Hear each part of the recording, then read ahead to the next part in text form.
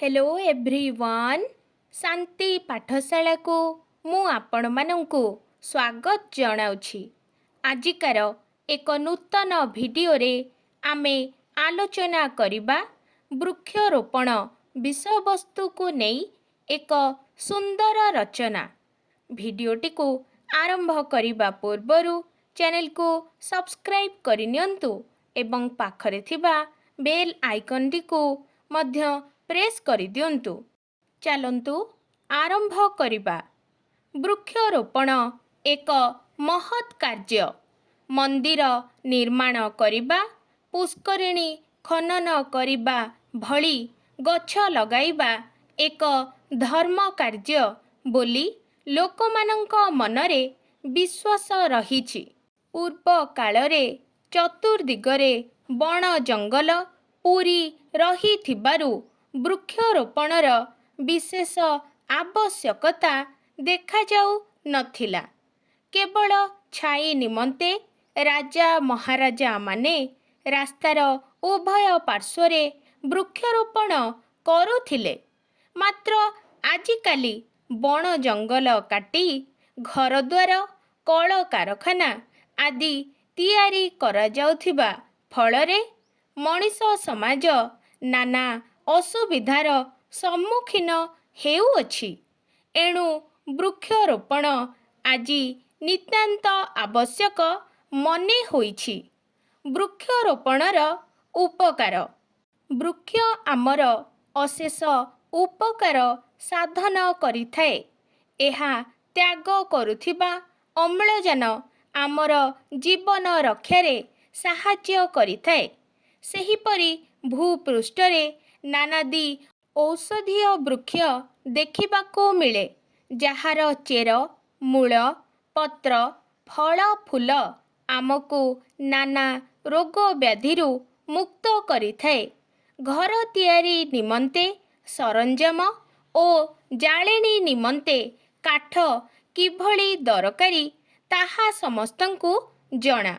ता छड़ा काठरे नाना गृहोपकरण मध्य तियारी होइथाए, जथा टेबुल चौकी खट बाक्स इत्यादि। बाड़ी बगीचारे वृक्षरोपण करी लोकमाने मध्य अधिक लाभवान होइथांती।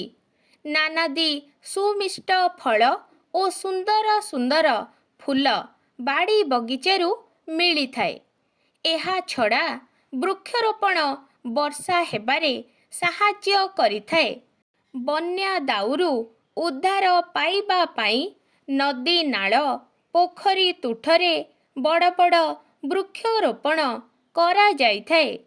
एहार मूल ओ चेर मान माटी को बांधी रखिबारे साहाय्य करे। फलरे बढ़ी पानी आसिले सेथिरे माटी धोई होई जाइपारे नाही। वृक्षमानंक मध्यरे चंदन ओ सागुआन गछ अति मूल्यवान।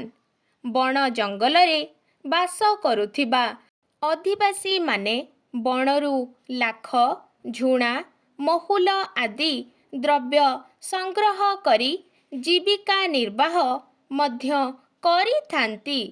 तेणु वृक्षरोपण आमर अशेष उपकार करिथाए। जनसाधारणंकर यत्न। ए सबु उपकार पाइबा सत्वे आम्भे माने विचार न करी बण जंगलर काठ सबु कटाई पकाउ अछु। निया लगाई सबुज जंगल को नष्ट करी देउछु। मात्र एहा द्वारा आमे वन्य संपदर क्षति साधन करिबा संगे संगे निजर जे क्षति करुछु ताहा आमे बुझी पारु नाहु। सेथिपाई समस्ते मिली मिसी एही वन्य संपदर सुरक्षा करिबा उचित। जीवन काल मध्यरे आमे बाड़ी बगीचारे वृक्षरोपण करिबा संगे संगे पुरुणा गछ मानंकर यत्न नेबा उचित। वृक्षरोपण कार्य प्रति अधिक आग्रह प्रदर्शन करिबा पाई सरकार जनसाधारणंकु उत्साहित करुछंती। ଜଙ୍ଗଲ ବିଭାଗ ମଧ୍ୟ ଜନସାଧାରଣଙ୍କୁ ବିନା ମୂଲ୍ୟରେ ନାନା ବୃକ୍ଷ ଚାରା ଯୋଗାଇ ଦେଉଛନ୍ତି। କିନ୍ତୁ ଦୁଃଖର କଥା, ଆମ ସମାଜର କେତେକ ବିଶୃଙ୍ଖଳିତ ଲୋକ ରାସ୍ତା କଡ଼ରେ ରୋପଣ କରାଯାଇଥିବା ଗଛଗୁଡ଼ିକୁ ରାତାରାତି କାଟି ନେଇଯାଉଛନ୍ତି। ଫଳରେ ରାସ୍ତାର ସୌନ୍ଦର୍ଯ୍ୟ ହ୍ରାସ ପାଇଯାଉଛି। ସେପରି ଅପରାଧୀମାନଙ୍କୁ ସରକାର ଦଣ୍ଡବିଧାନ କରିବା ଆବଶ୍ୟକ। ଶେଷ କଥା, ବୃକ୍ଷରୋପଣ କରି ଆମ ପରିବେଶକୁ ସବୁଜ କରିବା ଆମର କର୍ତ୍ତବ୍ୟ।